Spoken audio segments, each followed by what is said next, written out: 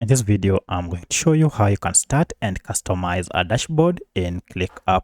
If you find this video helpful, I'll kindly request that you support me by liking the video and also by subscribing to this channel. To start and customize our dashboard, go ahead and click on dashboard here in your ClickUp account. And then you will see here we have quite a number of dashboard templates that you can choose from.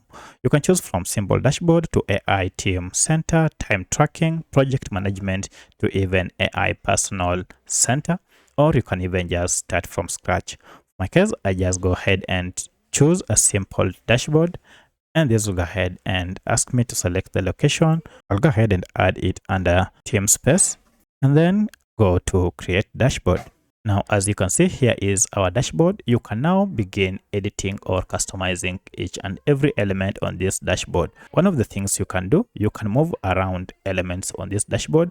For instance, if you want to change or to move the location of this dashboard, you can just simply drag and move it wherever you want. And if you leave it, you can see it will take that space. Now, to edit any data on this dashboard, you can go ahead and just click on the field that you wish to edit, and this will go ahead and open this task.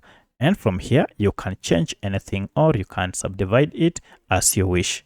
Now, for you to be able to edit this dashboard, one thing you need to know is that edit mode should be on for you to be able to customize your dashboard. And you can also use the customize feature here, and it will customize your view settings. If you click on this, you'll also get more options. And from these options, you can even wrap text, show task location, show subtask, and so many others. We have even filters here. You can customize your tasks using these options. So that's how you can customize your dashboard in ClickUp.